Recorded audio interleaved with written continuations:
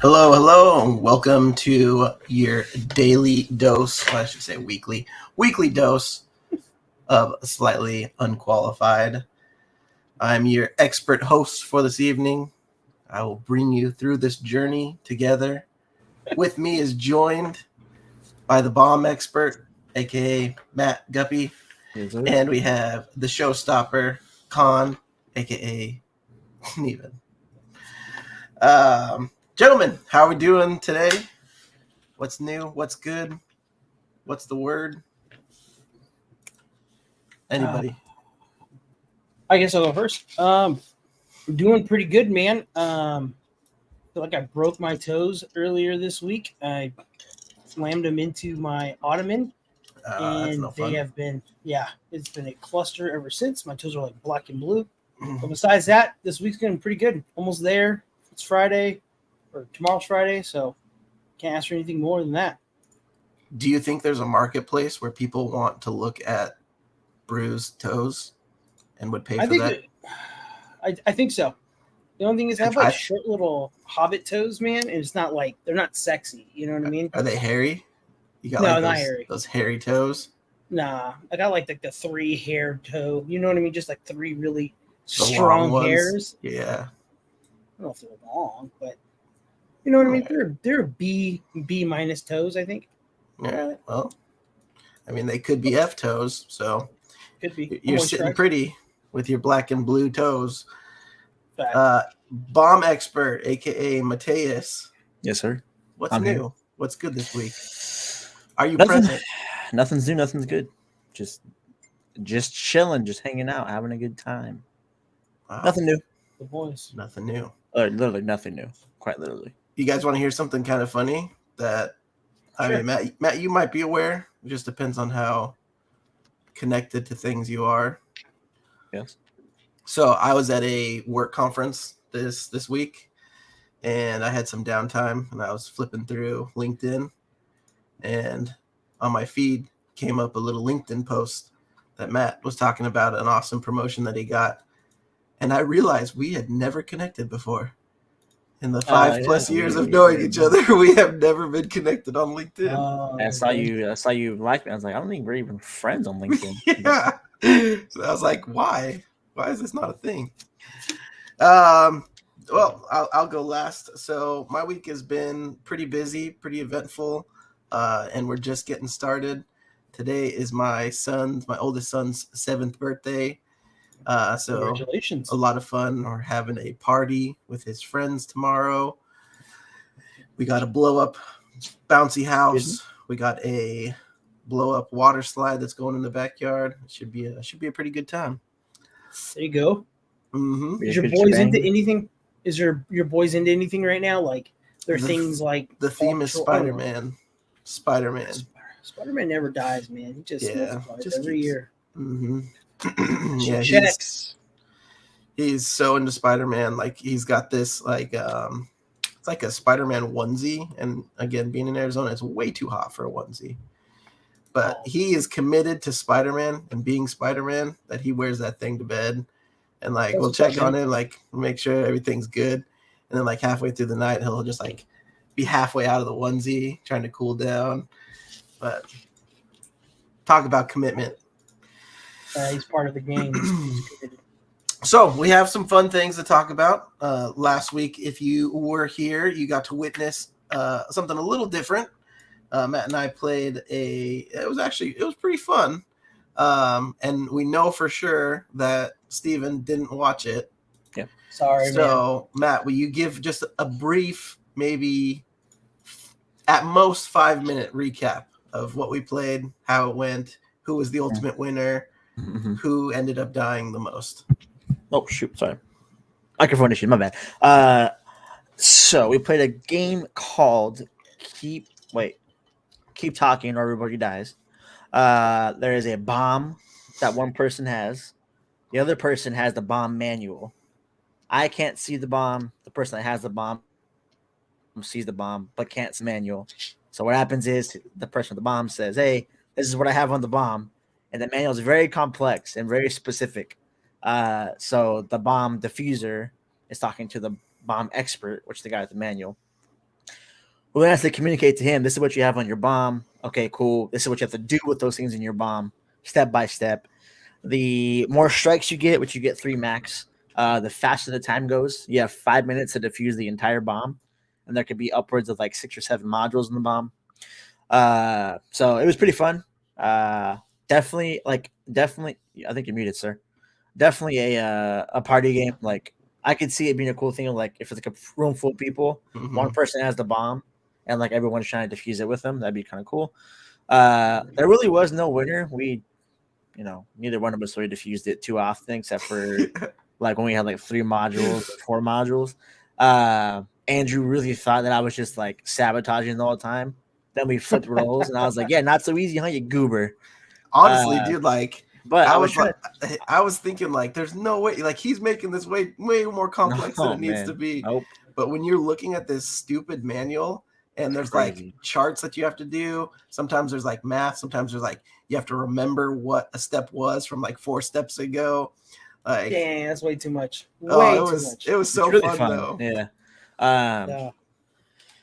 On top of that, I try to tell Andrew, like, watch when you see this manual. Andrew just gave too much information. I would say, is there wires? There's green. There's 6 green. There's two whites. I'm like, no. Bit of diarrhea math going on. Like, you just answer me yes or no, and then eventually he started like, okay, is there wires? Yes. Okay, is there 6? Yes. Like it's super straightforward. And then when we switch roles, I knew the manual almost front and back at that point in time. So it was a lot easier for me to tell him information that I knew he needed than it was for me to be blind. On the flip side of it, though, it made him realize how freaking hard it was to give me directions. Because even though I knew like what some of the things were supposed to be doing, he gave me the wrong directions. I had to follow because I didn't know like the exact combinations of things. But really fun overall. And thank me for that, Andrew. I want my respect. Thank you. You have my respect as a human. He wants his respect. Respect me. No, it was awesome. If you want to check it out, I definitely would recommend. It's a lot of fun. Very hard. I had a hard time, and I probably still don't understand how to do the wires that are like multiple colored wires. I don't think I ever figured that out. So how did you guys come up with this game? Did you guys just like Google fun games to play, and that was one of the games? Yeah, I think I've known about it for a while. So I've wanted to play it, and there was no opportunity to play it. Andrew doesn't communicate with me outside of like this podcast, so not much to playing with anybody until then. So I've known about it for a while. I've seen it before because like the Optic guys played at one point in time, like a long time ago. There's some guys that I used to watch. I forgot like what their group name was, but anyways, they were like I'm talking like 2018. I was watching them, and they were playing the game. So I've wanted to play it for 5 years now. Damn. And then you had to play with Andrew. I'm sorry about that, man. I wish. Yeah, and we didn't succeed at all. Got you. So what it seems like is if when shit hits the fan, Andrew's going to give you all the information you don't need, or it's going to land on you to fix it. Ain't no war. We're all going to die. Yeah, well, I mean, if I'm defusing the bomb, it's just considered donezo. I'd be like throwing out like, hey, I don't want to alarm you, but we got like 30 seconds left. Like, stuff that didn't need to know. Yeah. It was fun though. So that's it's kind of weird to have you guys talk about planting the bombs. I've been playing a lot of Payday lately, and it's been a blast. I've been having so much fun. We were playing one of the maps where you have to plant the bomb or hack some of the bank information to get into it.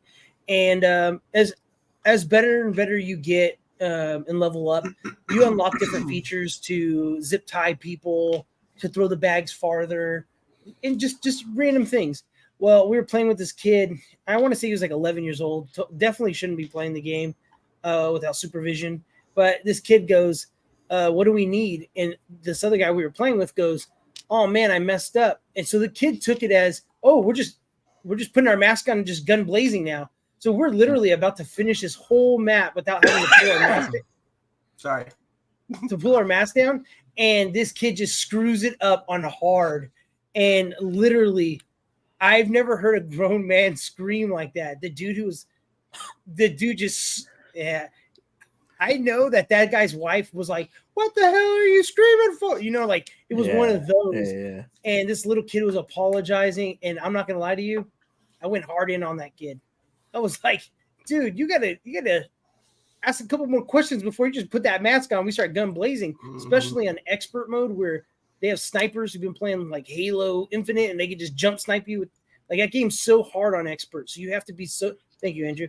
So good at that game that everybody has to be on cue. And I knew that little kid was gonna screw us, and he did. We died instantly after that, man. Damn But kid. Just kids, so man. everyone knows, I missed clicking the mute. No, it's all good, man. We know I you thought screwed I up. had it, and then I Yeah, didn't. be sure.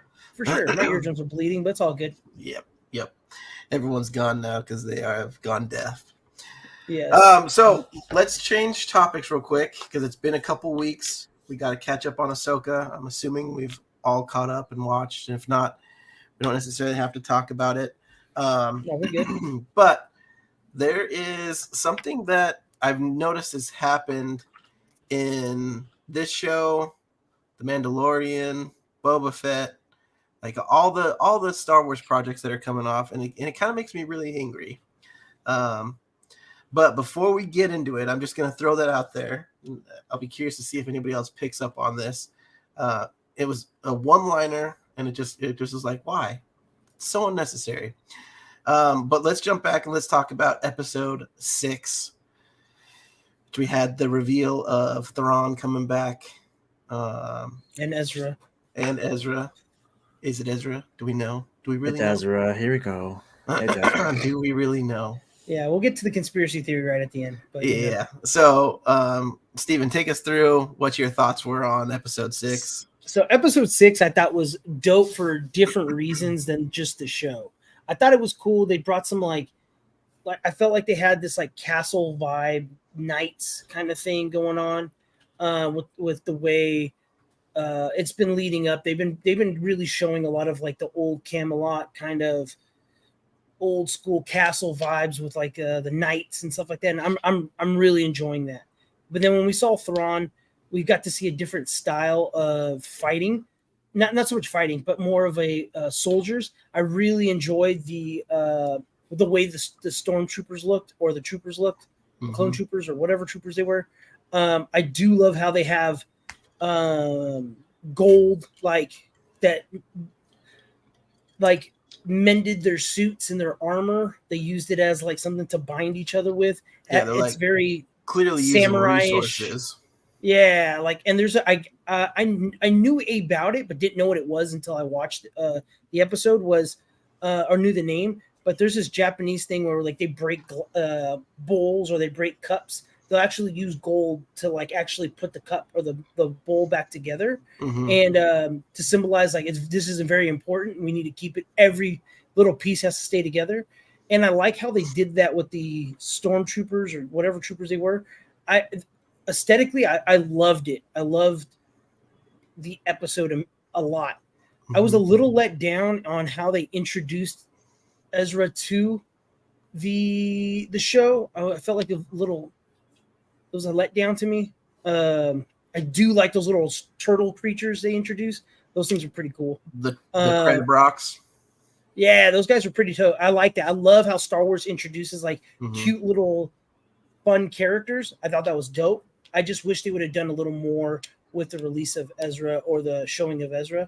I feel like they just kind of, I don't feel like it was very emotional. I felt like it was very like, haven't seen you in a week. What's up, homie? Yeah. So I think it's important to remember though that like, again, I think all three of us are pretty big Ezra fans, but this isn't necessarily like an Ezra show. Like, and so at first I was like, come on, like give us more. And even into the next episode. But afterwards I was like, you know what? I'm actually okay. I'm okay with this because he doesn't need to steal the show, especially because I feel like you have characters like Balin. Great character. Great character, fantastic character. I love that I don't know what he wants. I'm so entertained by that, dude. Yeah, so just a great character. There's mystery, like just awesome. But I feel like if we had gotten like a banger of Ezra coming out, like him having his own like special looking lightsaber that he's like forged together, that's just another thing that like Ahsoka as a character has to compete with which I think that's kind of why we've gotten this, like, I don't want to call it like a dumbed down version of Ezra, but this different version of Ezra than we're used to. But I don't feel like as a character he's all that different. And if you think about it, he's a teenager when he goes through the Purgle journey. Like, I want to say he's like 15 or 16. Yeah, and so to me, it almost made a little bit of sense that he was still like kind of awkward and goofy because he really hasn't had anybody to interact with other than these weird creatures. And so Sabine has like clearly grown up and is like a different person versus he's still kind of just like awkward and like still kind of going through like that teen spurt, even though he's got like the Moses beard and everything. Yeah, But it looks weird. I'm not gonna lie to you. He is a good actor, and I'm enjoying him. But I feel like I'm not invested in him. And I don't think we should. I don't think we should have to be invested into Ezra. Like Ezra's like, again, he's not the focal point of the show. But I can see that, but I definitely get that. Like, where's the hook for him? Now let's step away from the fans, like us being fans of the show, and let's be we're selling toys, we're selling merch. Is somebody going to identify with Ezra? Is somebody going to want to be Ezra if they're selling toys? I don't feel like he's not yet. Maybe they're going to do something crazy because I like how he force fought. I thought that was tight. He didn't have a lightsaber. I just hope that I hope they show us more. I hope they. I guess I'm. They already had their Ezra boom when Ezra was the focal point of the Rebels show. Rebels gave us that, but also at the same time, when Ahsoka was first introduced, like, do you think people really like related to her as a character? No one liked her for the first season. Yeah, like. Oh, I fucking love Ahsoka.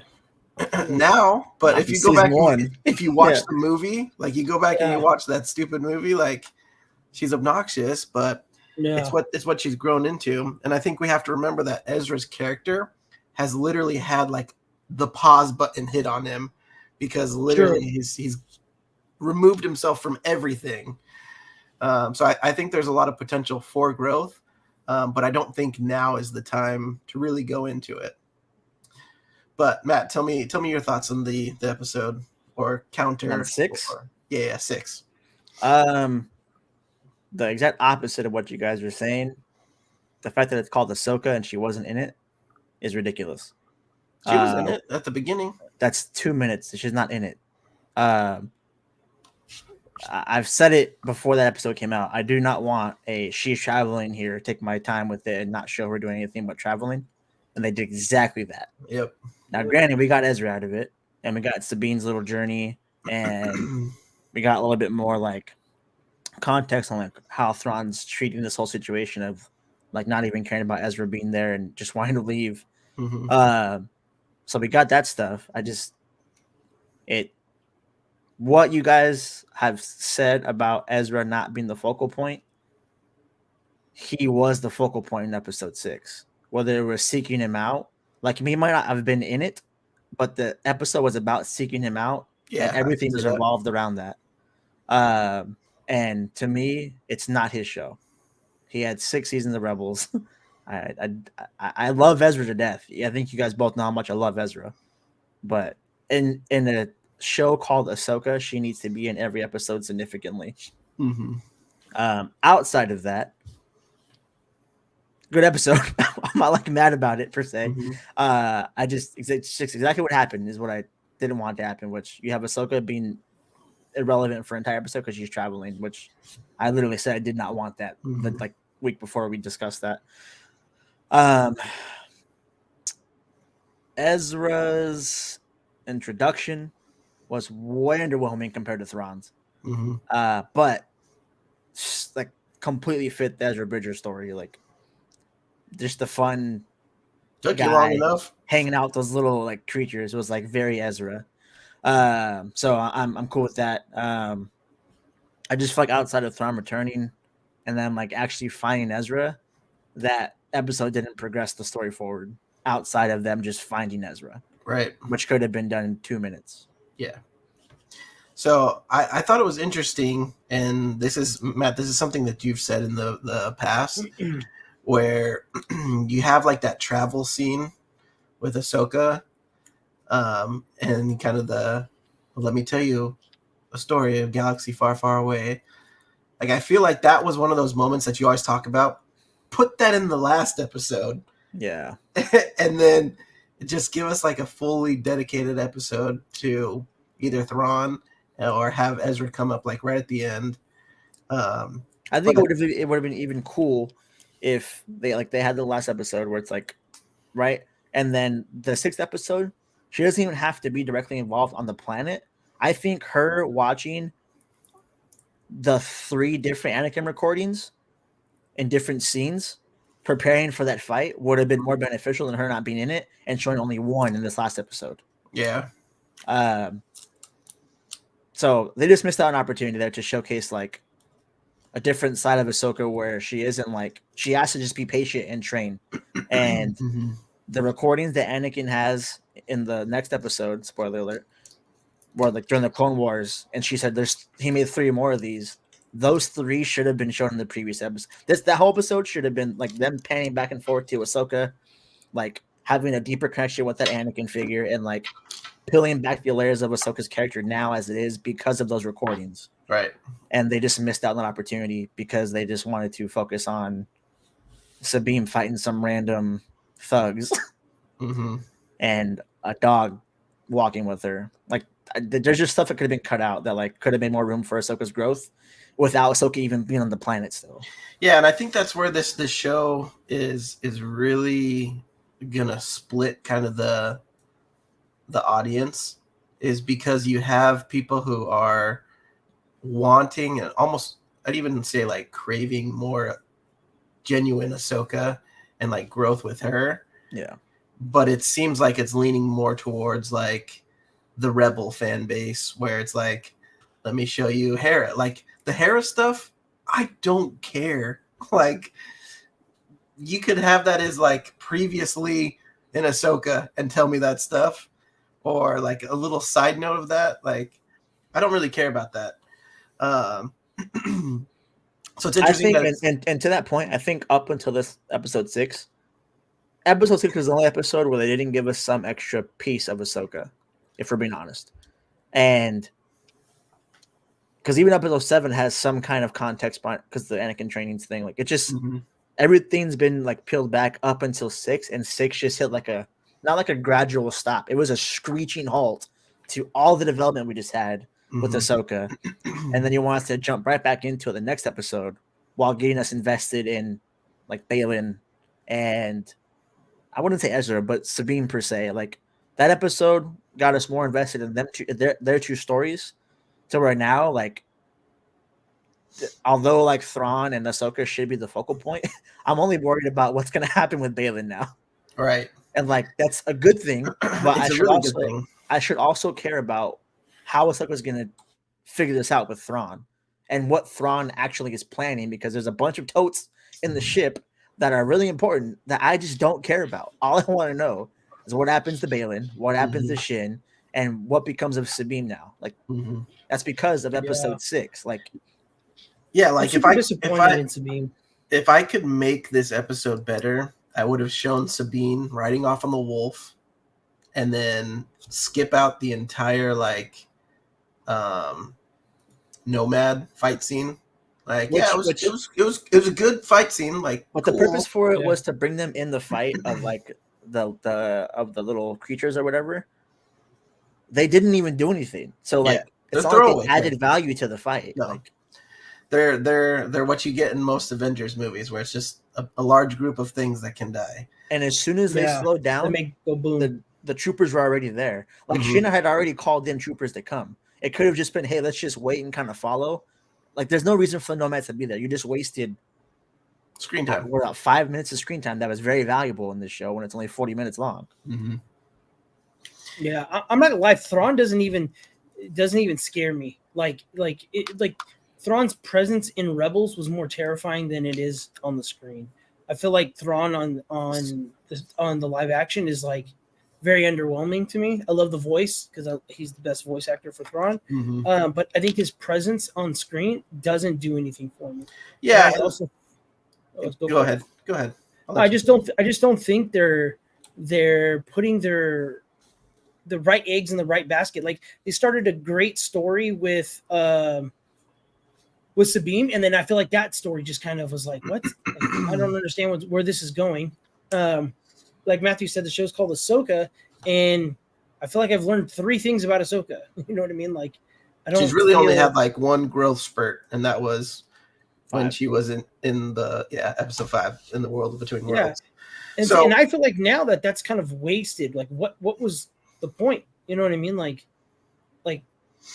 I don't know. I just have so many mixed emotions on everything, and I don't want to be invested in certain characters right now. I just want to see what happens to Balin, to be honest. On the Thrawn front, I think this is intentional. I mean, I don't know, like for certain. I haven't read any spoilers or anything like that. I do think they do a Thanos approach to Thrawn this season, and Thrawn wins. You can see that. So, which is going to lead us to have more Thrawn in a bigger, better, more like menacing role in the next season. I think the other thing to remember about Thrawn is he's not. I never got like also the old sense right of, now too. Yeah, I never got the sense of like, oh, he's menacing when he's around. I got like Mastermind. He's calculated. Yeah, like, when he makes a decision, he's looked at multiple different outcomes, and he knows that it's going to play into him. Mastermind. I think the menacing part, though, like to Steven's point, was, and this is like a point to both. I do think in the grand scheme of things, he was also like he was the mastermind more than anything. But the menacing part for Thrawn in Rebels is because how young they were.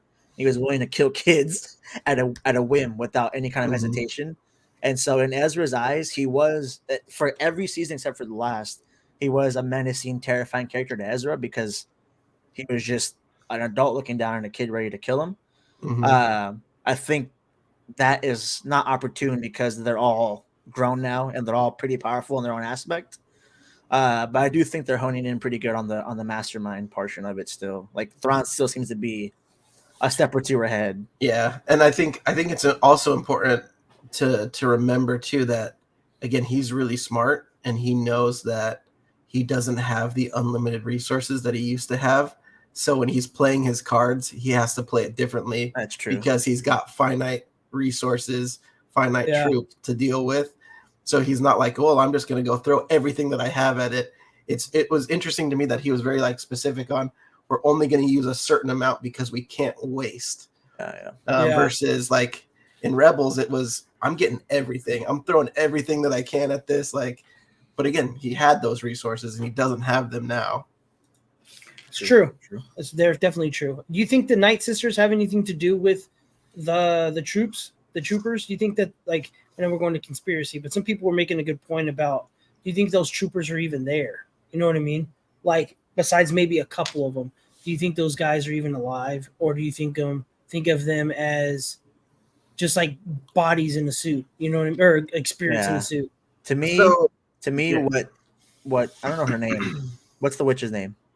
Like Morgan. The reason why they showed the way that she was controlling the brother is what's going to end up being the case for here. That's kind of what I think so. That's the only reason. There's no reason to show that besides like some kind of other outing for it.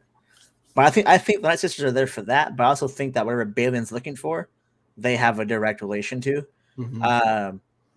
If rumors are true and Maul does come back and Obi-Wan or whatever, I could see some kind of resurrection with the Night Sisters in this I hope show with Balin being involved as well. But so I don't think that they are like zombified.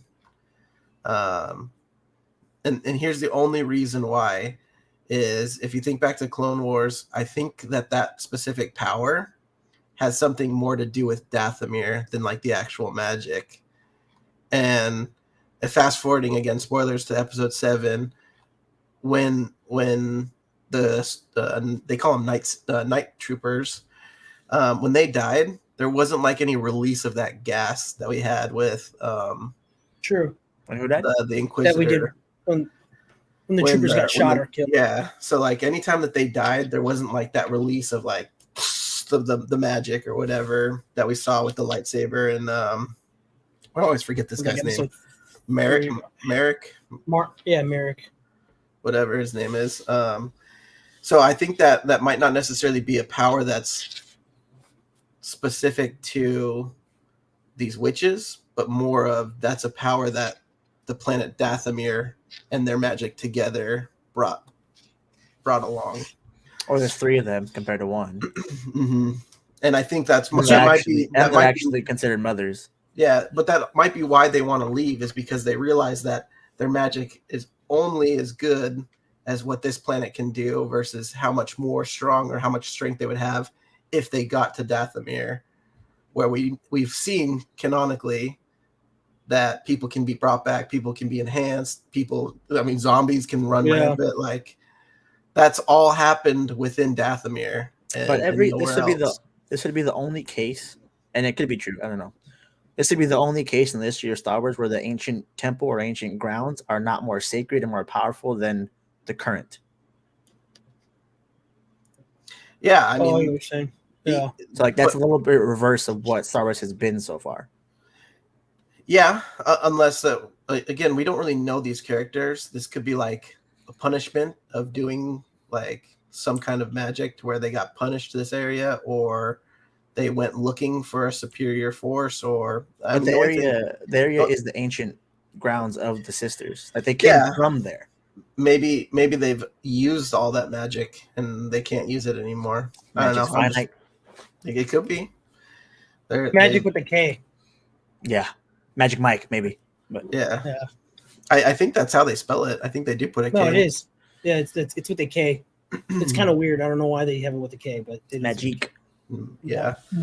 So I'm excited to see what these sisters or the mothers do.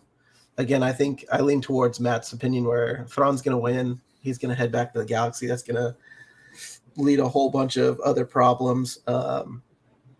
Hopefully we get some like real Night Sister magic going on. Yeah.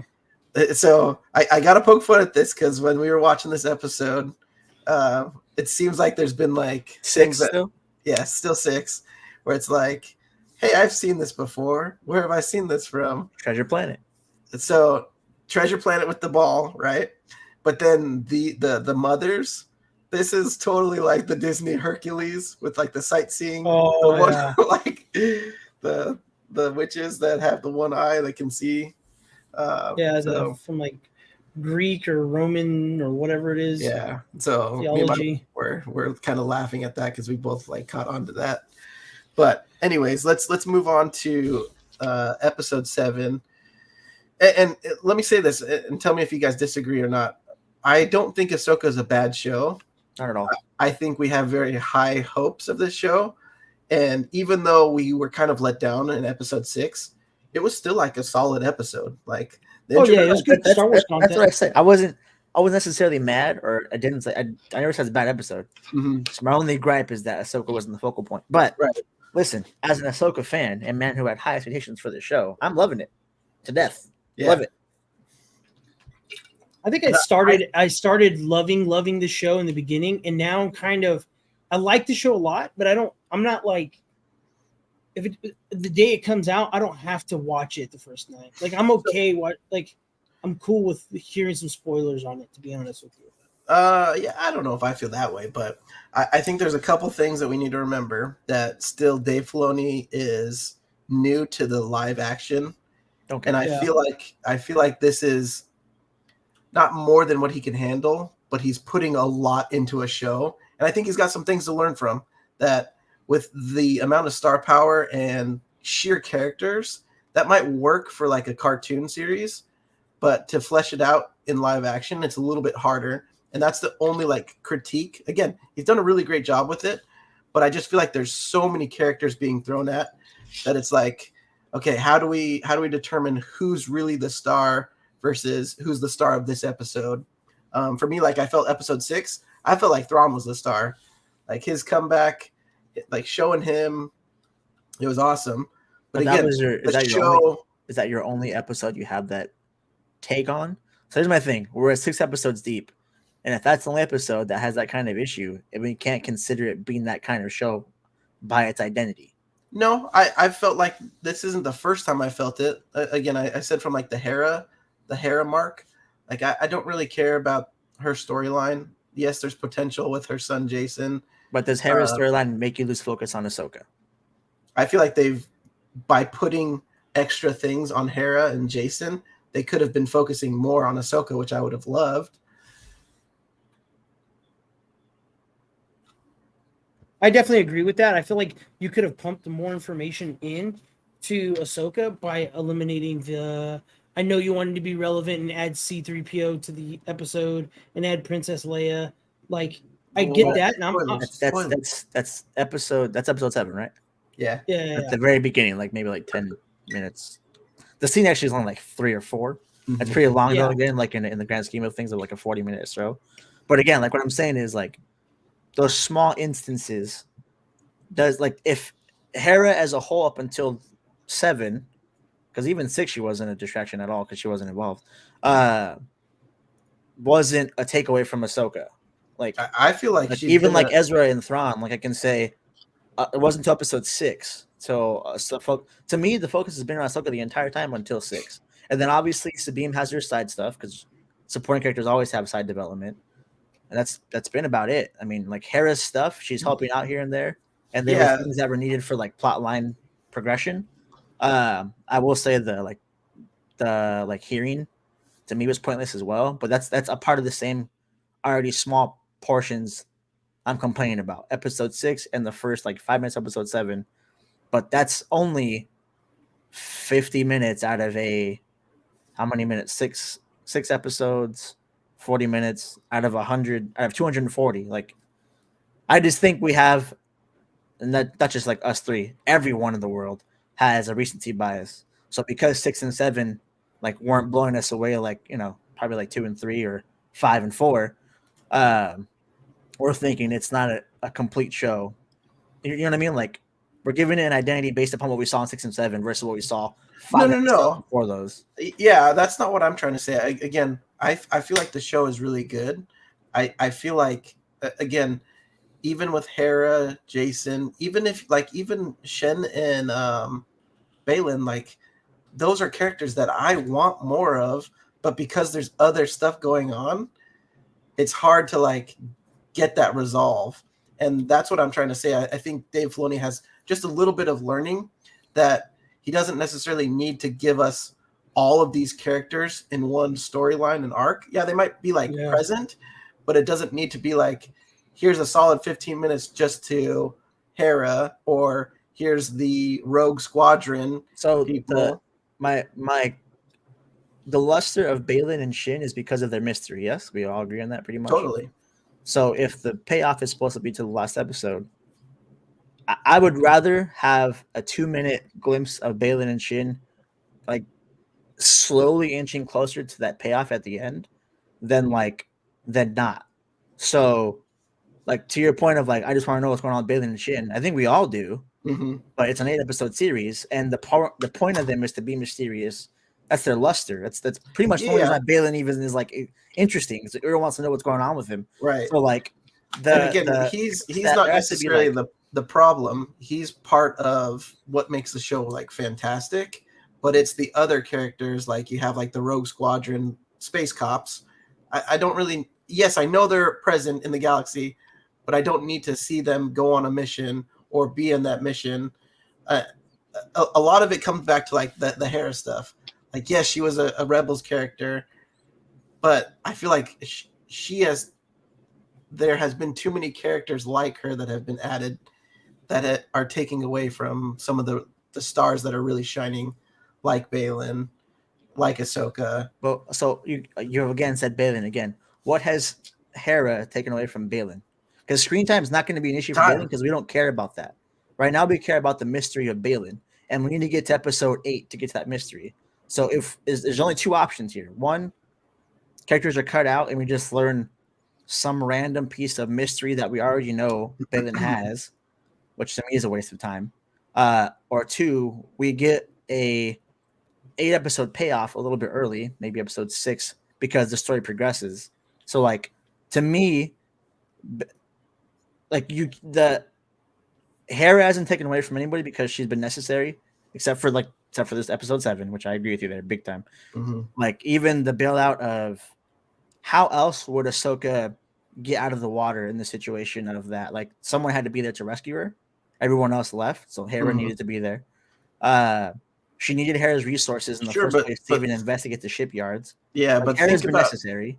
Think about how much time was taken out of that episode showing them looking for her. Like, and again, fantastic episode, great like episode. world building, great chemistry between Anakin and Ahsoka. But it was like, as I was watching it, I was like, fast forward through this, like, get me to the, like, that's the hard thing. I agree. I think I said the same thing, Andrew. But then we get to the point where same thing. There's a balance of complaining about 30-minute episodes, which we've all here complained about because there isn't enough stuff in it. And the flip side of it is if we cut that out, we have 30-minute episodes. Like there has to be like a 30-minute episode, if we're being honest with like the three of us, isn't worth our time half the time. If it's not 45 minutes to an hour, we don't want to watch it. Right. I like that's for any show. Yeah, not a kid show. I'm not arguing that we need to shorten it. I just think like there are characters that Dave Filoni could have still gotten the point across without as much time to explain it. I think he's still stuck in I'm not saying he's stuck, but I think he's progressively getting out of the cartoon animated TV show. You got damn near 14, 15 episodes to tell a partial story. Like 20, 23, 30 sometimes. Yes. So I think he's still kind of stuck in that. And sometimes things that it falls back on like the anime kind of world too. When people go, why isn't there a Dragon Ball Z movie? It's just there's certain things that don't adapt to live action well. Some things that don't. And maybe I think, and because he is such a Star Wars fan and he loves the lore, I think he's just put a little too much information in this 8-episode series, and instead of giving us a deeper look into certain characters or more character development, I think he put too many characters in crucial moments. I think if the Rogue team was there in the first couple episodes and then just kind of left them, I think it would have been more beneficial. I also think we've seen Hera argue with the council twice now. Like, why do we have to see it twice? The C-3PO thing was a waste of time. I agree with you. The first one necessary, the second one was not. So I agree with you. Listen, they easily, the Hera situation, Matt is right about. They needed Hera to save Ahsoka. I totally understand that. But they could have cut that where Hera went to save Ahsoka, and right before she left, her son goes, just because he's force sensitive, just like be at peace when looking for her, or some one-liner, and that could have wiped out all of that information of going back and forth. There just didn't need to be half of an episode dedicated to finding her. And I think that comes back to your point, Matt, that like you want more Ahsoka. And also too, I got plenty of Ahsoka in that episode. We want some world building, but at the same time, I don't want to find out her son's force sensitive for nothing. You know what I'm saying? Like, is it like I get that he's force sensitive, and I think it's cool, but in this show, I don't think it's doing anything to push the story forward. Like just how Hera's arguing with that one dude in the council who's just like an asshole or whatever about everything. Like we don't know if that guy has ties or not to the Empire or whatever, but it's already episode 8. Why show us that now? Like all that is irrelevant in the story. And again, I think I have again full faith in Dave Filoni's storytelling ability. I just think as somebody who's still getting his feet wet in the live action world, he's got some things to learn from. And again, he's doing a great job. He's doing a fantastic job. My hat's off to him. The fact that he's gotten this many characters and it hasn't been all over the place is commendable. But I think it's okay. It doesn't have to all be the Rebels crew, or if it is, give us a Rebels live action if that's how you want to do it. I think they're just trying to wrap up Rebels so people stop asking for another season. I really do hope they wrap this up and then we can move on from Rebels. Because if Ezra's not a big deal, I'm going to be very disappointed. Ezra's Ezra. He won't be a big deal in this show. He shouldn't be. It's not his place to be a big deal to, here. to the point of what you guys want. He should not be anything other than a supporting character. Yeah. Period. But to the other point of like what we're saying, the Harris stuff that you guys are complaining about, like the trial thing, I'm 100% on board with. That was the dumbest thing in the world, in my opinion. The stuff that happened in episode 5, everything was to progress the story a little forward and to give us like a break in between the emotional turmoil of what Ahsoka and Anakin were going through, which is necessary to rebuild that emotions back up and have more attachment to the people that are in it. That's like a necessary like focal point of storytelling. But I think if episode 6 doesn't happen, and the first 10 minutes of episode 7 doesn't happen, we don't complain about this specific. No, we don't. And the reason why I know that is because we didn't complain about it in episode 5. We're 3 weeks past that now, and it's barely coming up for all 3 of us. So I think if 6 wasn't as non-Ahsoka focused as it was, this conversation is very different. Unfortunately, that episode is what it is. But I do think there is. I would love Ezra to be more, but I know he can't be, just sake of the story. And as an Ahsoka fan first, because that's what I am, I want her to I want her to have something. She's the star. She needs to have some kind, like she's and everything has been building up to a mental breakdown for her.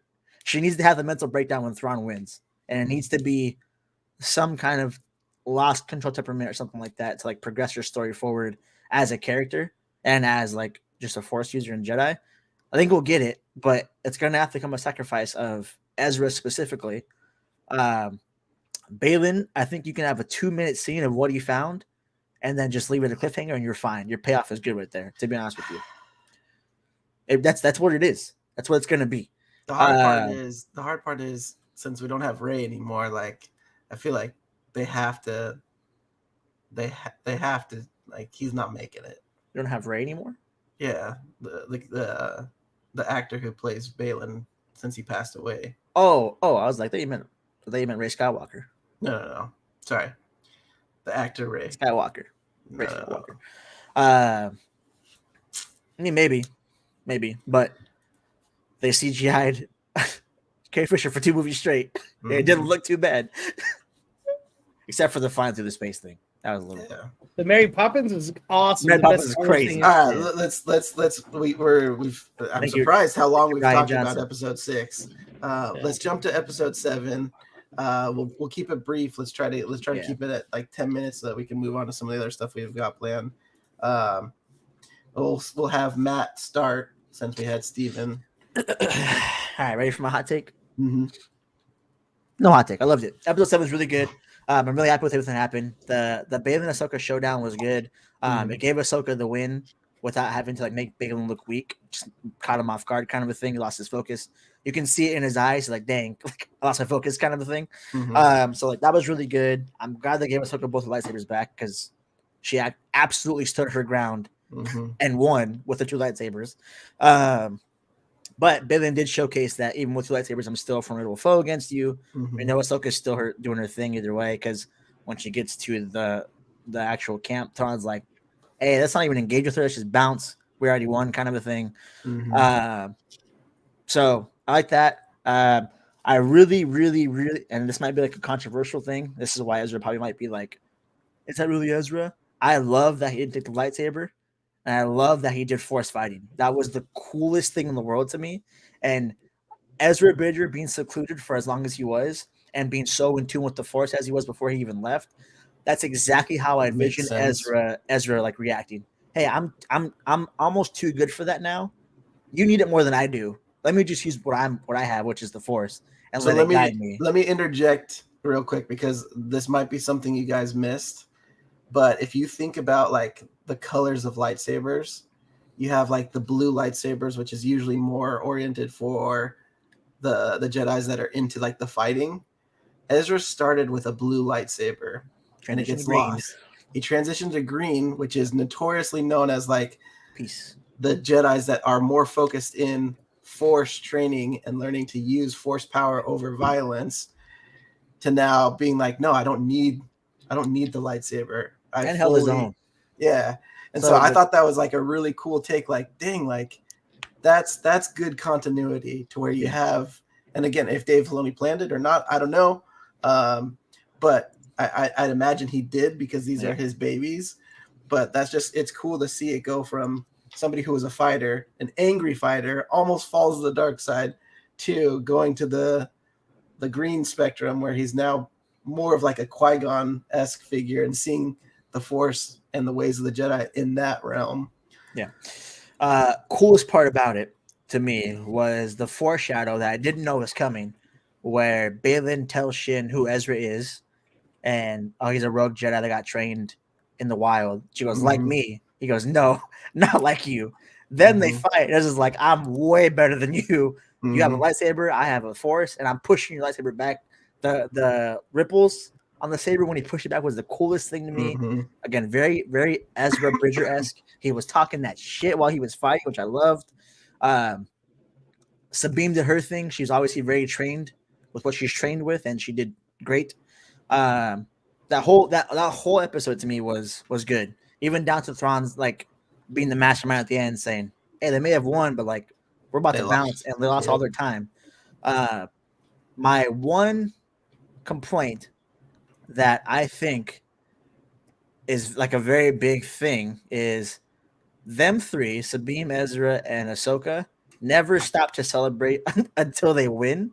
In this one, they won a small battle that they know isn't the biggest battle of the thing. Like Sabine and Ahsoka know that he wants to get back to their galaxy, and they're sitting there celebrating like it's the freaking fourth quarter Super Bowl. They just threw a game-winning touchdown pass. Yeah.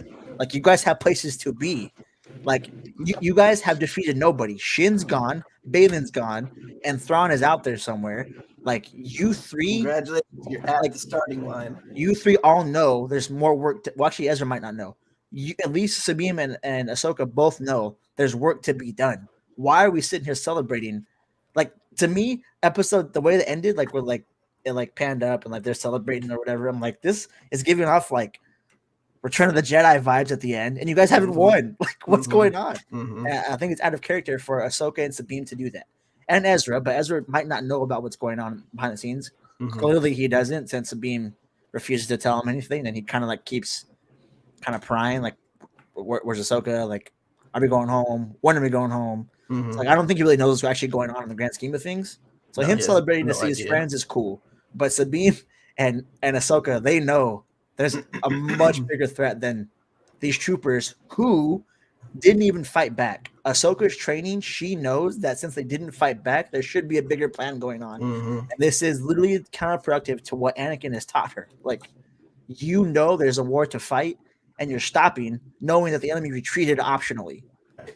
Like, that was the only part. Like, it was perfect. And then the last minute that happened, and I was like, this is why? There's another episode still. What's happening with them? So that's my only complaint. Other than that, I think it was a damn near perfect episode. I have no complaints about it. It was great. Yeah, it was a good episode. Anything to add?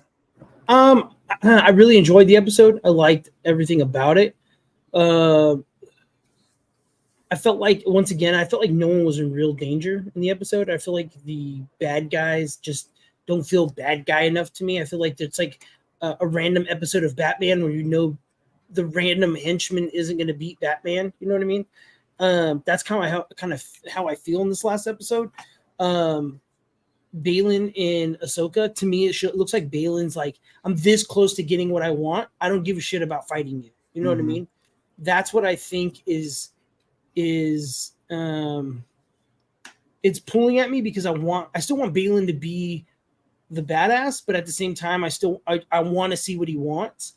But I have my hunch that I feel like he turns and helps at the end, and I think they like leave him on the planet or something. But I think he's the one. I think he saves somebody.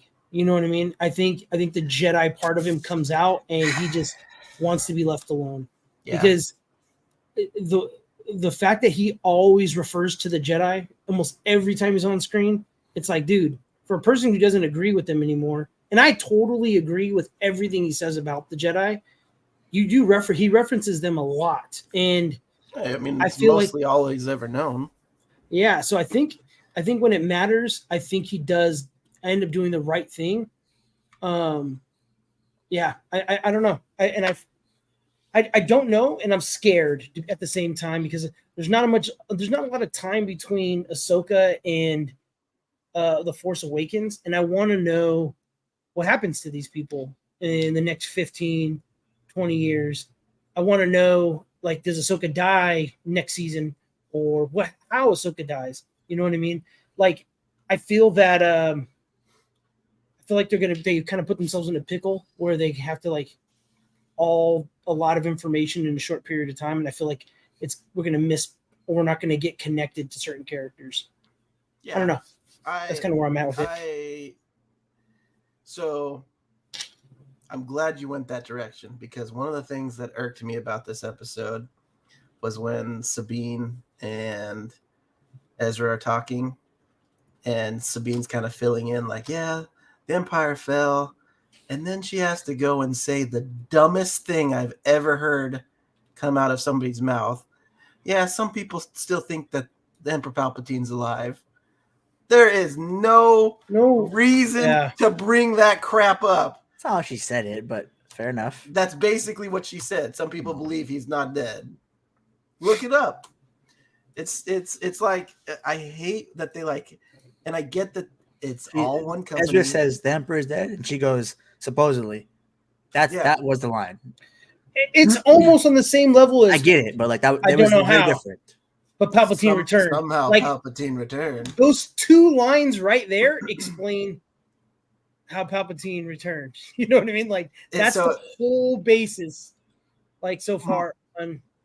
What I would love to be the answer to Steven's fear is that Dave double downs and is like, no, like, we're the way that this next episode ends, Thrawn wins, but he's not left, and everybody's stranded, and now everybody is stuck here in this universe, and they don't have to tie it in to the rest of it. Let's get back to our bag, all right? The thing that all three of us think was going to happen since episode 1, there's going to be a diverging branch somewhere, right? That's what we all thought was going to happen. Just a diverging branch in Star Wars. There's going to be this like world or time with Ahsoka and all that stuff. There's going to be this other one that happened with the 3 movies that you guys don't like, that we don't like collectively compared to the other 3, right? Yeah. So that bridge, we thought that bridge is going to happen. Yes, all three. Kind of. I just thought they were going to start a new universe, but yeah, pretty much. Yeah. So it branches off. There'll be another universe. Oh, you mean like just kind of like ignore them? Is what you kind of mean? Like they stay over here in this part of the galaxy, and the other things on the. You know what I mean? Okay. In my head, I thought there's some diverging. They're just There's some road that leads to separate things where like this empire is over here, this one's over here. Okay, that's what I kind of believed. Yeah. Let's stick in with that bag. Balin is searching for something. Okay, it's very plausible that he's searching for the world between worlds. Very plausible, and that wherever he ends up doing, because he's already said, I don't want the Jedi Order back. He said that. I don't, and I don't want the Empire. It's very plausible that Balin's the one who starts the rise of the First Order for that continuity of that story through the world between worlds. Like, if that's what he's searching for, the greater power, so I can restart this thing all over again, and he does it differently, which, the First Order is very similar to the Empire, if not the same exact thing, but there is differences in like hierarchy and stuff like that and power. So it's very plausible that at the end of episode 8, Balin finds World Between Worlds and goes, hey, time to start a whole new galaxy the way that I think should be started. Here's the First Order. Here's the walkway into that. That makes a lot more sense than making the Ahsoka branch the diverging branch at this point in time. I don't know. I don't know how they're going to do it, but all I know is I feel like it's going to be very, very messy. I feel like it's going to be I think it's going to be a little sloppy in the storytelling, but whatever they do, they got about 20 something years to figure it out. You know what I mean? I'm not so much worried about the time. It doesn't need to connect back to what we already know, because then we fall into the same loop that we've fallen into with almost every show, that it's okay. We know the outcome. We know that it's going to go up until here, and here's what's going to happen. And it just sucks when that happens. But we're getting to a point now where we don't know the logistics with certain characters. Okay, so for Ahsoka, for example, the reason why this show works and why it makes sense is because we don't know what happened to Ahsoka after Rebels. Mhm. There's no endpoint outside of us knowing she died because she was in like Rey's thoughts or Force whatever. Ghost thing. That's all we know. Voice. So there isn't an endpoint for Ahsoka except for death, which everyone dies at some point in time anyway. So Yeah. like Balin's No, but- Balin's the same way if he goes that road. We do know the First Order is the eventual cause of things, but how the First Order came to be, one, is actually very interesting because like they just defeated an entire empire. How they allowed the same kind of empire to rise again is a very interesting question to ask. So like the continuity of that is what's different. Like when I say I want a different story, I mean I don't want characters that we know how their story ends. So but like we, Ahsoka, but we know that how the she First dies, Order ends. but we don't know how Balin ends. The focal point isn't about like the First Order crumbling. The focal point is about how it's the same thing where when we watch Anakin's rise to power through the prequels, we loved it because it was filling in gaps that we had questions about, even though we knew it was going to end with how it ended. Fire. No, It's fire. because again, Episode 9 has Palpatine saying it was me from the beginning. I did it all. I through Snoke brought the reign of the First Order. It doesn't work. It's not Balin doing it. It's not Balin though. It's Snoke, which we now know is Palpatine somehow, and he returned. Yeah. How do you return? Somehow, right? Somehow. It's almost as if Yeah. Balin can fill that question for you. No, but we know even with the canon books that Disney's saying are canon about the Emperor being Emperor. His cult is the one that saved him and trying to clone Palpatine's puppets, and the Cloners. book I heard about cloning. comic books that say Rey's dad was technically a clone for Palpatine, and you can go down that route. The comic books that are on canon now threw all that into like a big blob of a mess for Star Wars. So that's why I think Balin's so interesting. To Matt's point, we don't know his end story, and I think that's what's making me be bold enough to not connect it back to something that we know. That's why I think that's why it's entertaining to me.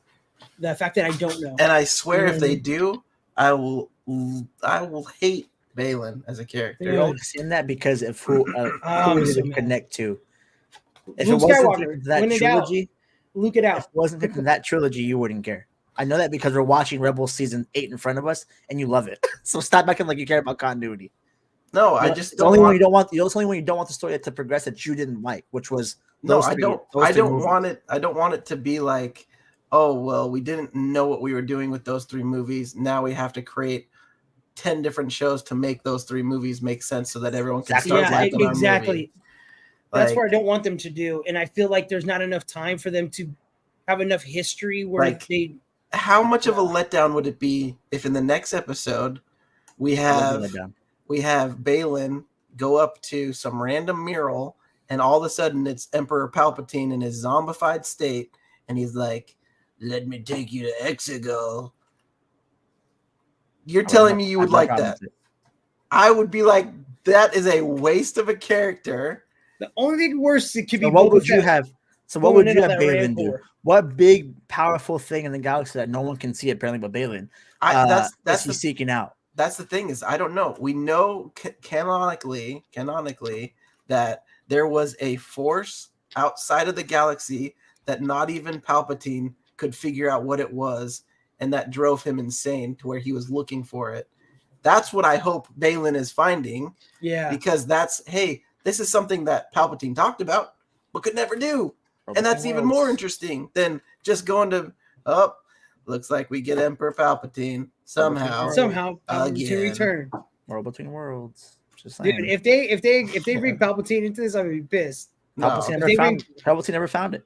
That could be the thing that drove him crazy. Literally, it's a very easy answer. I think that if they don't announce another, I'm pretty sure Ahsoka's going to get another season. Yeah, they have to. Yeah, they have 1,000%. to. There's going to be movies. I just don't know what they see. And that's what I'm interested in. I'm interested in Ezra's story because if he's not someone really important, it's to me it's like Ezra's not old enough to die before Force Awakens. He's only maybe 20 years old. You could be 50 Yeah. maybe when Force I don't Awakens think Ezra's happens. dead. Yeah, No, it's like I think again, I'm gonna sound hypocritical here. Again, I don't necessarily like the story, but the Hera stuff, I think that's setting up an opportunity for Yeah. Ezra to train Jason, oh, I could see that. That's cool. I'll be into that. and then But it's almost full circle. Your dad was my teacher. Now I'm your teacher. Cool. That's such a good story point. I don't know why you're saying like it's not a big deal. No. It's really cool. No, I was saying That's it actually because pretty I tight. had just spent like 30 Yeah. minutes complaining about Hera and like the Hera stare. But yeah, the taking screen time. And see, I get that, but like they could have brought in him being force sensitive in the first 2 or 3 episodes, and we could have been cool. And then developed. Let's do this. I do agree, and then I do disagree. You know, the cheesy like, hey, got to plant the seed for the future kind of thing with him. I get it, but if they do bring Palpatine into this last episode, some way somehow, I'm gonna be fucking pissed. I'm out, dude. And then if Ahsoka or Thrawn die in this, I'm gonna be really pissed. That won't happen. All right, let's change topics. I forget that I'm in control of the ship, and that's probably why we spent a whole hour. So we're gonna try something a little bit new tonight.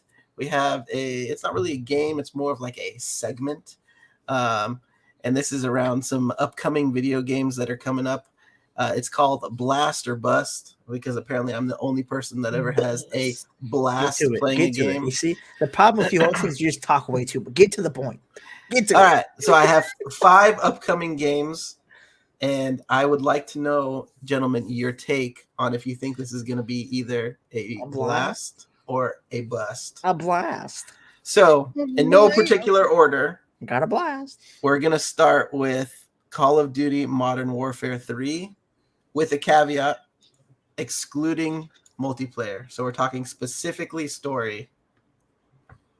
Easy answer for me. I think it's going to be a banger. Yeah, just story, a banger for sure. Just story. Always just a banger. Story. If you go just based on story, there hasn't been a bad Call of Duty. Not a single, single one. I'm not a big fan of the story of Ghost, but it was still good. It was really good. Like, I didn't like what they did to Ghost, but it was a great story. There hasn't been I hate a lot of the Black Ops games, and their stories are really good. You know what I mean? Like, and Modern Warfare has the best ones historically. Yeah, technically, yeah, but yeah, they haven't missed. Even with the zombie storyline, that's really good. If you sit down and listen to it, real good story. That was an easy answer for that one. Easy. Yeah, that was a softball. The multiplayer out there, there's no debate at that point. Again, it was just to get the ball rolling. So to answer your question, we're gonna have a blast playing it. Yeah. We're gonna, you know what I mean? Gonna blast. All right, let's talk about another one. Assassin's Creed Mirage. Blast or a bust? What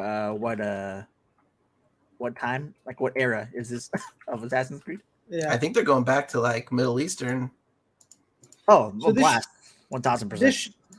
This game though needs to do something different. It's going to be. I love the Assassin's Creed games. I'm not one of those guys who plays every single one of them. They're good, fun games. I just think they're getting a little too repetitive, and I know you can only do so much, but I think it's gonna be good. I think it's gonna be a solid 19th century Baghdad, so the 1800s in Baghdad. The hard part, I think, is one of the biggest appeals for Assassin's Creed games is the historical events that you can relate to when you're in like 4th grade and you heard about this and this and this. And then you're playing a video game that comes up. Mm-hmm. I don't know anything about 19th century Baghdad. Do you know anything about 19th century Baghdad, Matt? That's where I think I don't get connected. Probably pretty chaotic. That's what I know. Yeah, I would say that'd be crazy dangerous, but so I need a final answer. Is it going to be a blast or a bust? Well, blast.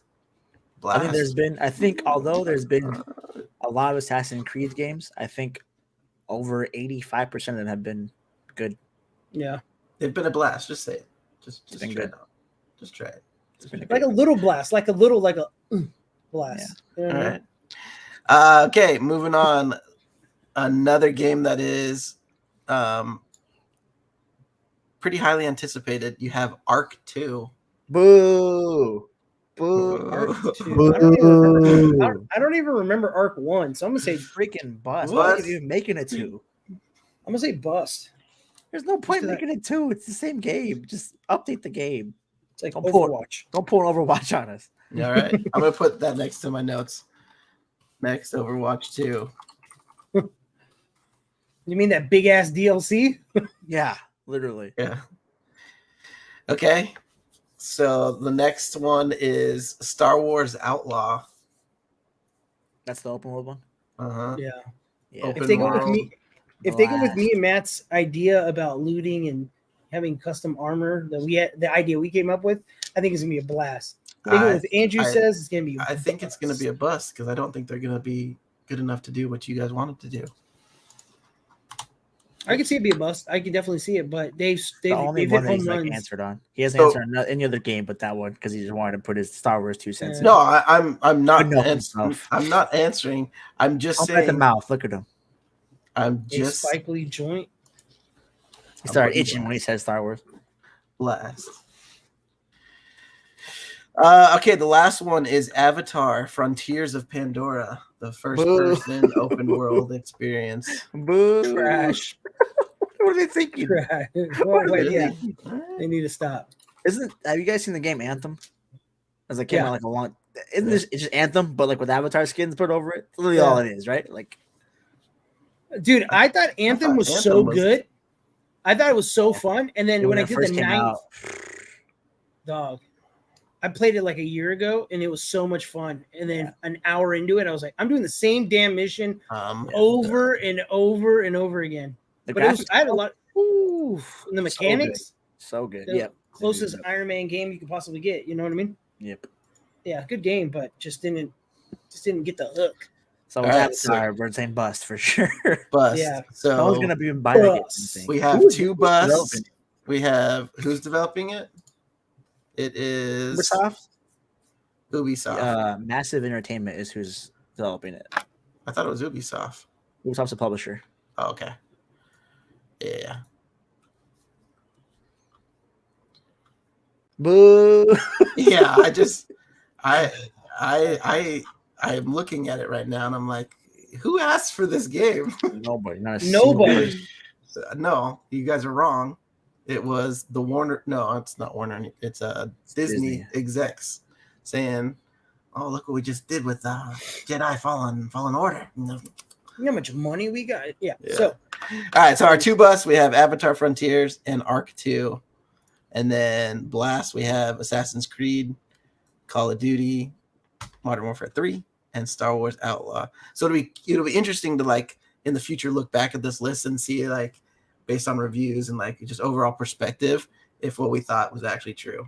And that's is. kind of the True. idea behind this. It is. Sweet. So let's transition into I don't think do we have an expert topic or are we going to yeah, I'm gonna keep mine real sweet, and you guys Okay. keep your thoughts on this, and I want to get one from you guys before we jump into this game. So my idea, I had two of them. I was gonna bring up the Battle Pass and how everything now has a subscription, but kind of base to play the game, and that's another argument we could talk about for another Mhm. episode because we don't have enough time in the day. So this one's a little fun. This one's fun and interesting. We've all wanted to stay at like a haunted house, or maybe not all of us. Some of us for like an Airbnb would be cool to stay at like Bruce Wayne's mansion if somebody made it. You know what I mean? Mhm. Or like the Iron Man house. That would be I dope. think they do have some stuff like that. That would be so sick. So I came across, me and my wife were sitting yesterday. We were watching YouTube and just kind of looking around at some things, and I found something that I found ridiculously entertaining. And I would see what would you guys want, or where would you guys want to stay at if you guys could pick? So this is what we watched, and I want you guys to think about it while we're watching this video. Okay. So this is an Airbnb to Shrek's house, and you that's can cool. actually rent this. It's in the Irish Heights. I don't know where it's at exactly, but they made it to an exact replica of Shrek's house, down to that's the actual bathroom where you have to go to use the restroom. But dude, it is fire. cool. And tell me, would you guys not stay there? Would you stay there? I think a lot depends on what else I can do around there. I don't know if I would go to Scotland just to go stay at an Airbnb. Yeah, but if you're in Scotland, or you know what I mean. Assume you're doing stuff there. Don't just like assume the worst, Andrew. well, that Assume you're doing stuff there. Would you stay there? Should you be doing stuff in that area? yeah, I would.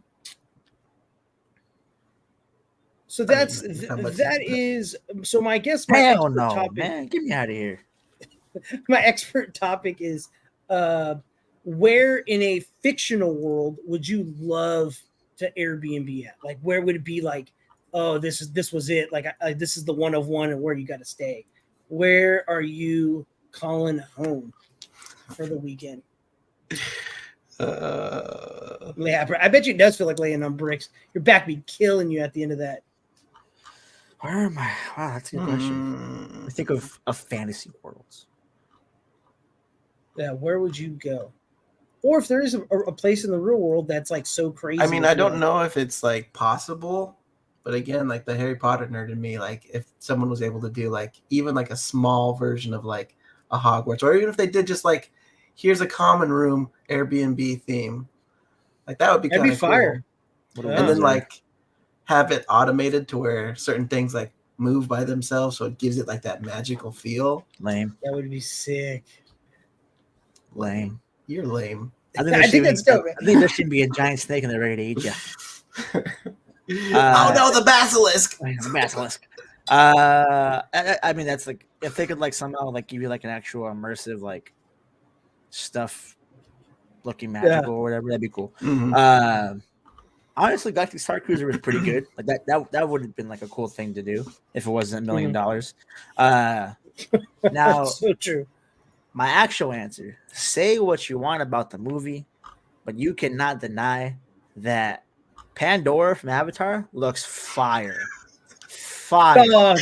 Yes, that's what I thought too. Cool. So like the movie might suck, but like if I could stay in that forest where it glows at night, drink like fresh water from the spring, eat some fresh food, fly in a dragon's wing, like that's where I'm staying. My other thought was like, this is gonna sound really weird, but like the castle from Chronicles of Narnia, Cara Paravel, like just like a cool medieval time because I feel like it'd just be cool to stay in that time. Those are my two answers, but I do think that like again, say what you want about the movie, but that Pandora place looks nice. Yeah, looks nice. Yeah. Okay, now my answer, I thought it would have been pretty cool, but after thinking about it, I thought I had this great idea for all day today, and then it was like, that's kind of a terrible idea, but I'm just gonna go with it because it's the only one I would thought of. I was like, wouldn't it be so dope to stay at like the OG Ninja Turtles like underground lair? You know what I mean? Man's in a sewer. Yeah. You know? It's in a sewer in New York City.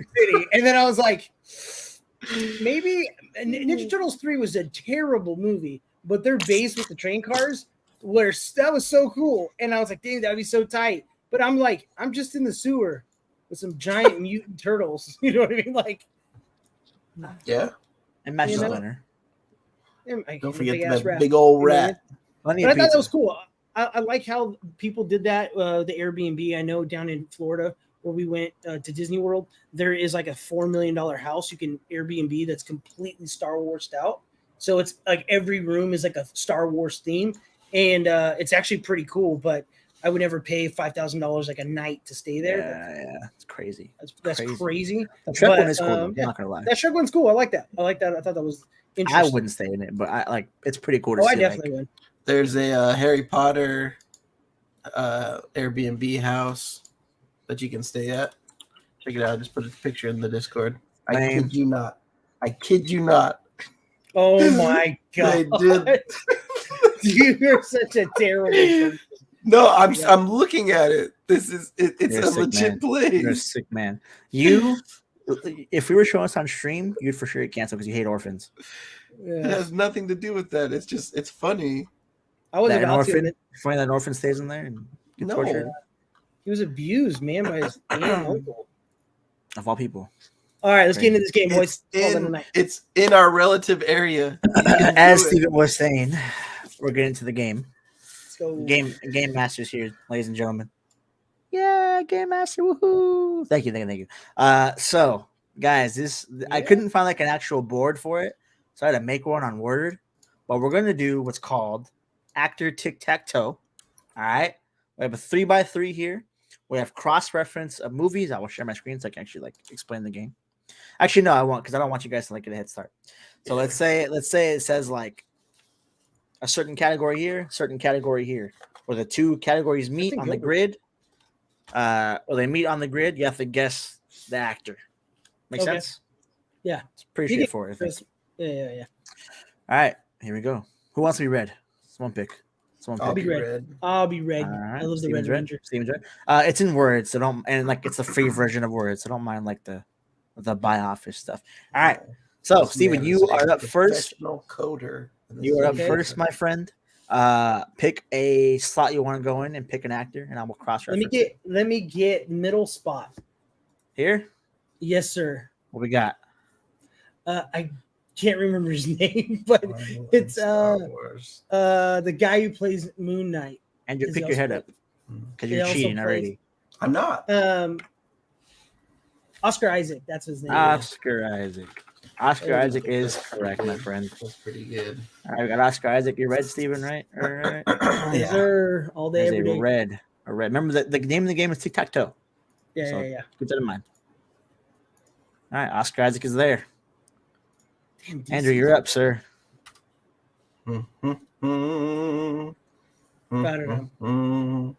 Sports movie and Netflix would be good, but what would I do? By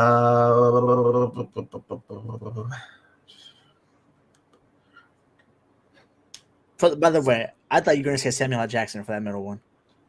Really? Yeah, that would have been a good one too. Star Wars and Marvel, Samuel L. Jackson. Oh, that works too. I didn't even think about that, to be honest. I mean, thanks for the hint, though. I could put that somewhere else. I don't know if you could. Yeah, you definitely could. Okay, let's do. Oh, dude, I'm drawing a blank on some of these guys. Okay, I'm just gonna get this one out of the way because it's one that I can think of. So Marvel and Netflix original. Okay.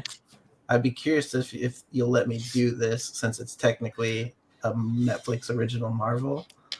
But you have none other than what's his name? That's one of the both of you guys, man. I know I'm terrible with names. I'm drawing a blank. Charlie. He's Daredevil. All right, I'm not telling you the answer. You what's his name? And pick your hands up. Quit typing. I'm not typing. I don't know anybody's name, dude. Charlie in the Chocolate Factory. No. You got about 30 seconds because you're just wasting time. I can't remember his last name. I don't remember. 28, 27, 26, 25. Okay. Yeah, I don't remember his last name. 16, 15, 14. I know who you're talking about 13, too, but I don't remember. Yeah, 12, 11. I mean, we're going to get to 0, and 9, I'm still not going to know his last name. 7, 6, 5, 4. Throw a guess out. I have to do this fairly. Throw a guess out. Only Hunnin is coming to my mind, and that's the guy from. Is that what you're gonna? Is that your answer? Yeah, but I know that's wrong. Incorrect. Steven, you're up. Damn, I don't know his name either. You could have went to a different square if you wanted to, but you decided to guess that one still. Okay, Star Wars sports movie, and we're gonna go Star Wars and sports. Does this technically count for Natalie Portman for Black Swan? I don't know if that's. Let me see. I don't know if Black Swan. Because I know it's a horror movie, right? Because she's like creepy as shit, and she gets all like. That is pretty good. That is a good one. So either a sports movie or a horror movie. She gets categorized as a thriller. Not a horror. Not a horror. All right. Yeah, that's what I was going with. So I guess struck out. Do I get to go pick another spot? Or No. You guessed already. Andrew, you're up. Okay. Okay. I'm gonna take the Star Wars and horror. I'm gonna do Samuel L. Jackson. What movie for Samuel? obviously episode 2 and 3. And for the horror movie, he's in a little horror movie called Deep Blue Sea. Deep Blue Sea. Let's see. Is it a horror? I believe that is a horror movie. Deep Blue Sea is a film series. He's in the first one? Ah. Yes. Yeah. All right. It is a horror. Yep. Sci-fi horror. Let's go. Samuel L. Jackson. Ooh, ooh, You're gonna be green, Andrew. All right. I like this game. This is a good game. Yeah, some of my best work. I'm not gonna lie. Can we use the same person twice? Yeah, you can use the same person twice. Okay. I'm also going to go Samuel Jackson, Star Wars, Coach Carter. Mhm. Coach Carter is valid. Yeah, See, I was trying to get that straight across right there. You know what I mean? Yeah, With that's why I was. And then, you know what I mean? That's what I was trying. That is red. Andrew, you're up. Okay. Shoot, we have to know the name? Oh, wait, no, I got this. You have to know the name. What's the point? DC and horror. This would Okay. be Patrick Wilson. Patrick Wilson. Let's He see. is Ocean Who is he? Master, and he's in Insidious. Patrick Wilson. It's that goofy looking dude. He is in Insidious, and he definitely is in. Get that. Let's go. Oh, man. Henry Cavill would have worked for that spot as well. Oh, that would have been. In what? What horror movie is Henry Cavill in? Green. Hold on. Let me see this real quick. Man, I'm proud that I pulled that guy's name out of nowhere. Yeah, but you can remember the other guy, which is crazy to me. Yeah. I have a movie, but I don't know if it's a Netflix original. Damn it. I want to Google it so bad right now. Henry Cavill was in Blood Creek.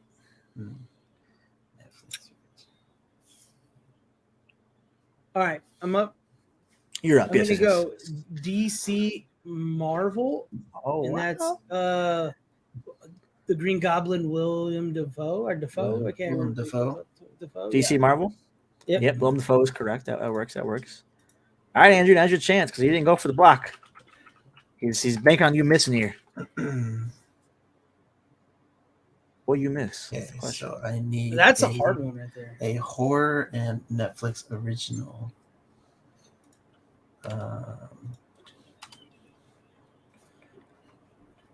And I need to know a name of a person. This is hard because you have to think of a movie and then The name is the hardest part. You can always see faces, but the name is the hardest part. mhm.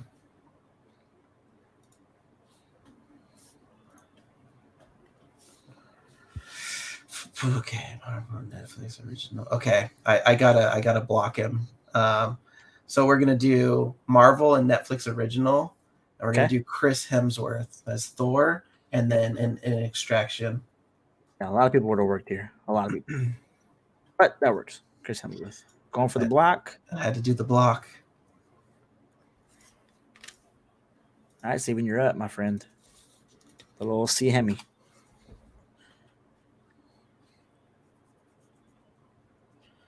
Oh, I just there is one person that could go across the entire DC row. Literally fill up every category in the DC row. Okay. Not that that matters, but there is someone that could do it. Oh man!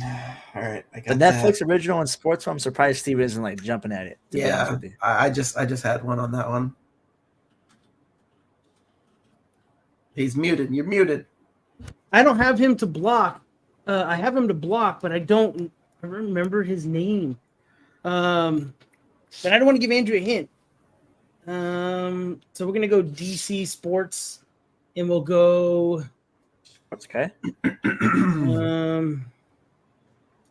DC Sports, and we're gonna go. Oh, we're gonna go DC. We're gonna go. What's his name from Batman? Christian Bale, and he's gonna be in the boxing movie, The Boxer. Yep. He isn't. Yep. Okay. Christian Bale works there. Christian Bale. Okay. All right. All right. I You either go for the block, or you go for the win. yeah. I think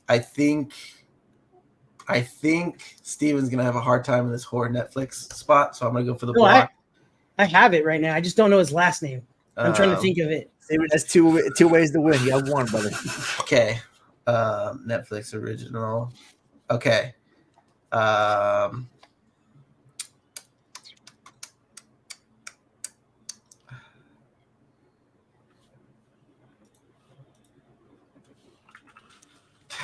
I mean, this is the only one that I know, but I'm gonna do sports movie and Netflix original, and All right. it's Adam Sandler. Adam Sand. And like all of his Okay, movies are sure, considered sure. sports movies. But if you want a specific one, No, Longest I Yard. don't want it to be the one. I was thinking Keanu Reeves, but Sandler works. Oh, I forgot that. Yeah, that's why I thought he was gonna jump all over it. So I'm gonna go horror in All right, here we go. original. This is Here we what I'm go. nervous about. The only question I have is it a Netflix original? And that's Thomas Shelby from the Peaky Blinders. I think his name is Colin Murray. I don't know how to say his name. Because Peaky Blinders technically started original with Netflix, and then he's in that zombie movie.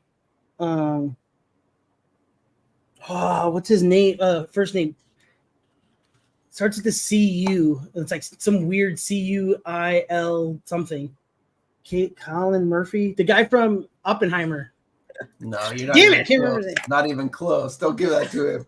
And you should know that man's name. I can't remember it right now, but that's the name I cannot remember. I mean, I'm tempted to give it to him. No, he's not even saying the name right. It's like Colin. His name is not Colin. It's not what he said. He didn't really say that. I didn't say Colin. It's Colin with an O. I'm gonna try and see. I need to see something real quick because I don't know if it's considered a Netflix because it is technically BBC. But let me check to see if like what they qualify it as. Yeah, because it aired originally as a Netflix original, and then the next season went to BBC first. Okay, so here's what happened. Peaky Blinders was originally a BBC original series.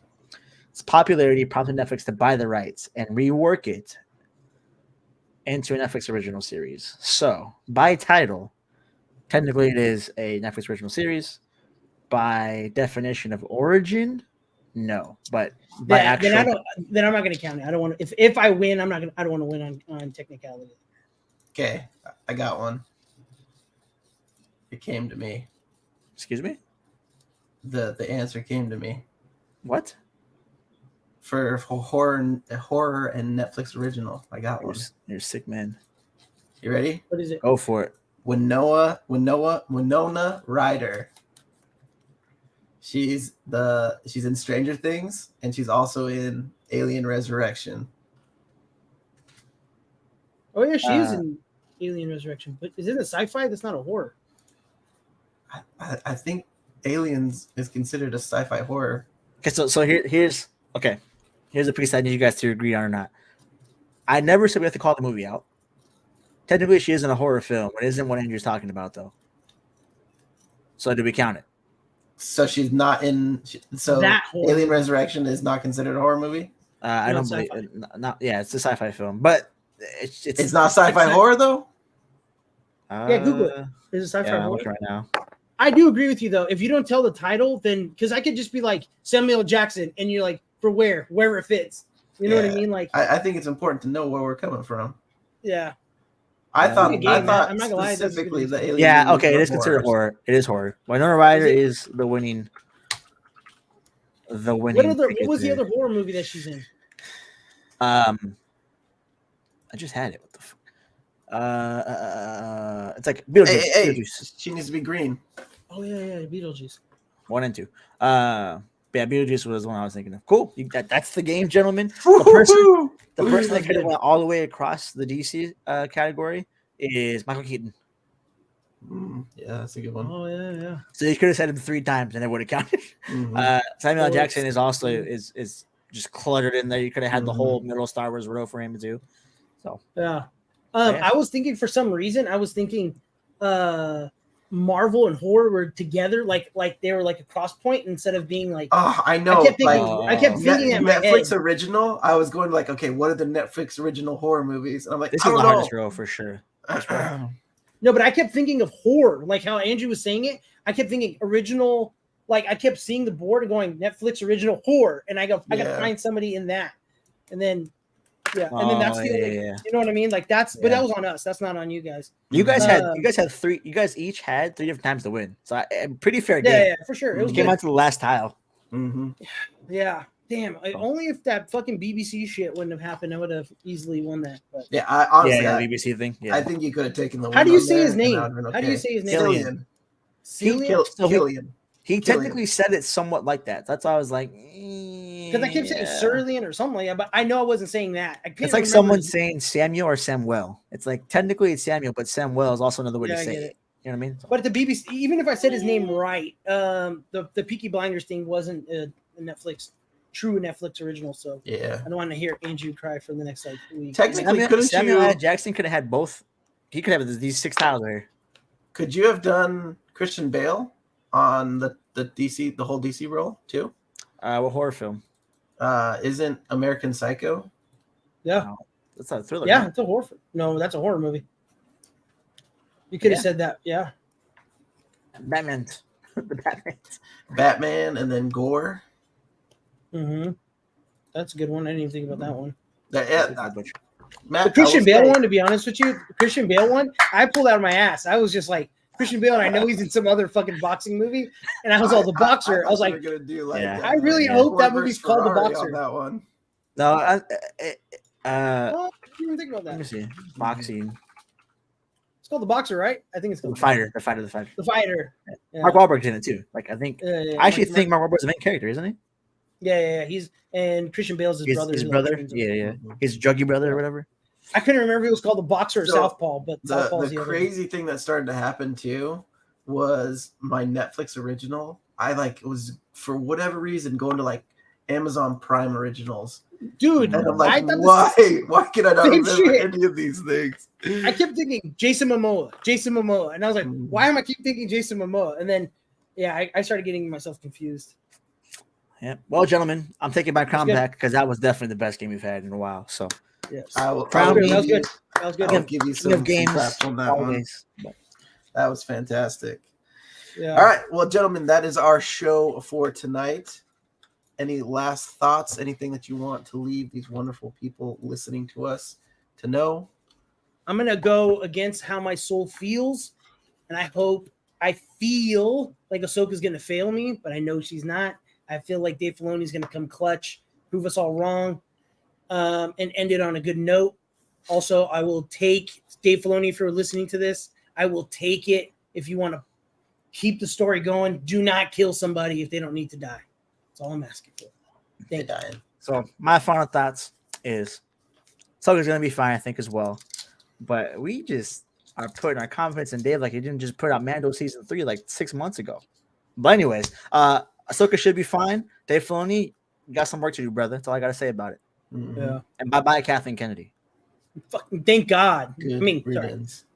That is our show. Thank you. Follow us. Listen to us on podcasts, wherever you get them. Spotify, Apple Podcasts, anywhere. Also, too, for the homies that be staying through this, leave a review, like, subscribe, say something. Mhm. Even if you didn't like it, dislike it, say a comment, say Andrew's beard's whack and he needs to, get off his Star Wars tip. Mhm. We get it. Say everything and anything. I'll shave it. And, oh, hey, yo.